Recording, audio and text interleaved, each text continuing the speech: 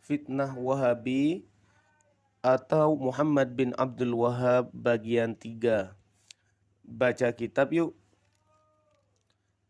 Wa tawassala bidzalika ila takfiril mu'minina. Dan karena kesesatan yang dilakukan oleh Muhammad bin Abdul Wahab sampai-sampai ia mengkafirkan banyak sekali orang-orang yang beriman. Faza'ama anna ziyarata qabrin nabiyyi sallallahu alaihi wasallam wa tawassula bihi wa bil anbiya'i wal awliya'i was salihina wa ziyarati kuburihim syirkun. Wa ziyarata kuburihim syirkun.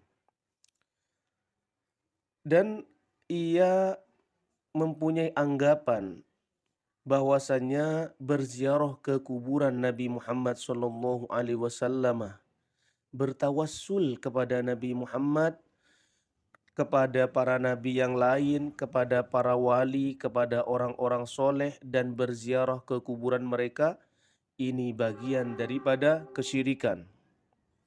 Wa anna nida'an nabiyyi sallallahu alaihi wasallam inda tawassuli bihi syirkun. Dan sesungguhnya memanggil Nabi Muhammad sallallahu alaihi wasallam ketika melaksanakan tawassul itu syirik. Jadi Muhammad bin Abdul Wahab ini adalah seseorang ulama spesialis mensyirikkan orang lain. Membaca maulid dianggap syirik, tiba dianggap syirik. Baca anta syamsun, anta badrun, anta nurun fauqa nurin, syirik.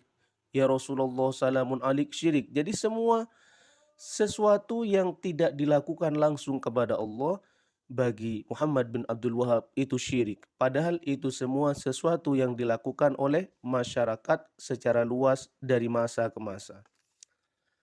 Wa kadza nida'u ghairihi minal anbiya'i wal awliya'i was salihin 'inda tawassuli bihim syirkun.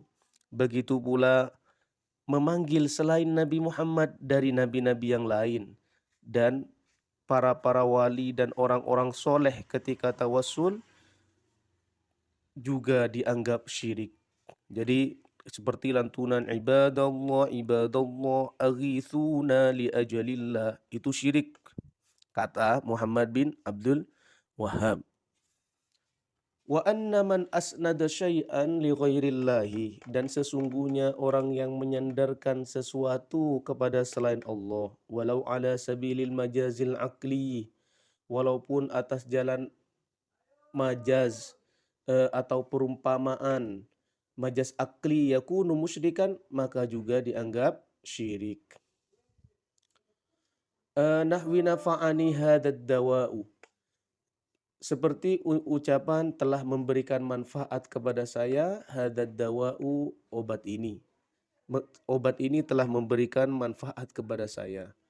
Ya bagi bagi Muhammad bin Abdul Wahab dan kawan-kawan itu juga dianggap syirik. Dikit-dikit syirik.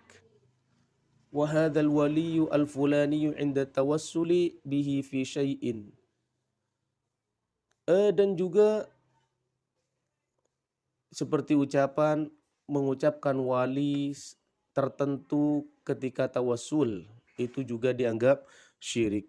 Misalnya, ya Allah, dengan kemuliaan Syekh Abdul Qadir Jilani kabulkan hajat-hajat saya. Dengan kemuliaan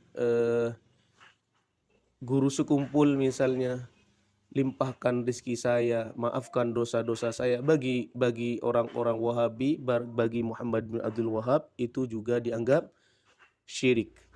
Naudzubillah. Padahal hal tersebut bukan sesuatu yang menyebabkan syirik. Wa tamassaka bi adillatin la tantajulahu syai'an mim maramihi. Dan ia, Muhammad bin Abdul Wahab, berpegang teguh dengan dalil-dalil yang sebenarnya tidak nyambung. Dalilnya buat apa, ditujukannya kepada siapa. Misalnya dalilnya untuk orang kafir, tapi ditujukannya kepada orang Islam. Akhirnya gak nyambung. Jaka sembung, beli golok, gak nyambung.